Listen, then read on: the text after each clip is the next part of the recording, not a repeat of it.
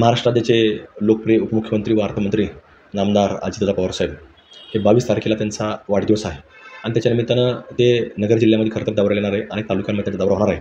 त्याचप्रकारे नगर शहरामध्ये देखील 22 तारखेला बंधन लॉन या ठिकाणी त्यांचा दौरा आहे आणि महिला भगिनींसमवेत खरं तर जी आज आपण लाडकी बहीण योजना जाहीर केली आणि अगदी तळागाळातल्या सर्वसामान्य वर्गांपर्यंत योजना खरं तर उपयुक्त ठरत आहे आणि म्हणून त्या लाडक्या बहिणींच्या संवाद साधण्याकरता खरं तर अजितदादा नगर जिल्ह्यामध्ये येत आहे. त्यांचं आम्ही सर्वजण जंगी स्वागत करणार आहे आणि खरं तर प्रथमतच वाढदिवस असल्याकारणानं ते आज प्रथमतच नगर जिल्ह्यामध्ये, कारण वाढदिवसा दिवशी शक्यतो ते नगर जिल्ह्यामध्ये कधी आजपर्यंत आलेले नाही, पण ह्या दिवशी खरं तर त्यांनी नगरला प्राधान्य दिलं. त्यामुळे त्यांचं एक जंगी स्वागत आणि त्यांचा अभिषेचिंतनचा सोहळा आम्ही या ठिकाणी आयोजित करणार. नाही, शेवटी प्रत्येकाला आपापल्या पक्षाच्या दृष्टिकोनातून पावलं टाकणं, नेते येणं, आता हे निवडणुकीमध्ये चालूच असतं, पण हे काही नवीन नाही आहे. हे दरवर्षी प्रत्येक 5 वर्षाला असं असतंच. नाही, तसं नाही. शेवटी ज्यावेळेला महायुती आहे तर त्या पद्धतीने विचारविनिमय करूनच सगळा निर्णय, एकटा निर्णय ते अजितदादा काही घेऊ शकणार नाही. कार्यकर्त्यांची मागणी असते, कार्यकर्त्याच्या मागणीप्रमाणे जर जिल्ह्यात दौऱ्याला येतात तर कार्यकर्त्यांची मागणी असते की प्रत्येक तालुका आमच्याकडे आला पाहिजे. अनेक तालुक्यातून मागणी दादांकडे होती आहे, पण दादांना त्या दिवशी फार वेळ देता येणार नाही.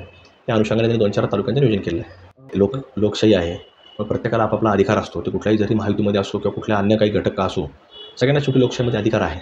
वरिष्ठ पातळीवर त्याच्या बाबतीत निर्णय होतात. त्याच्यामुळं मागणं काही गैर काही असं काही मला वाटत नाही की गैर आहे. शेवटी लोकशाहीतला भाग आहे.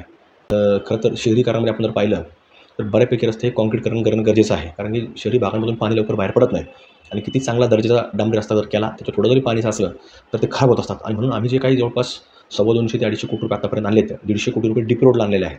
त्याचं काम देखील आता येत्या काही दिवसामध्ये सुरू होणार आहे. आता तारापूर रोड ते पत्रकार चौक सुरू झालं आहे, खोदाई करून आहे. त्यामुळं मुख्य बाजारपेठ असेल, कापड बाजार असेल किंवा आपल्या जिल्हा वाचनालयापासून तर आपल्या गाडगीळ पठाणापासून अमरधामपर्यंत असेल, असे अनेक रस्ते शहरी भागातले आहेत, उपनगरांमधले आहेत. हे डीपी रोड जे आहेत अगदी गटारींसहित, पावसाच्या पाण्याच्या स्टॉर्म वॉटर लाईनसहित जी काही रस्ते आहेत हे आपल्याला येत्या काही दिवसामध्ये चालू झाले आपल्याला पाहायला मिळतील. फक्त काम सुरू झाल्यानंतर नागरिकांना खरं तर काम पूर्ण होईपर्यंत जो काही अडचण निर्माण होतील त्याच्या बाबतीत नागरिकांनी सहकार्य करावं.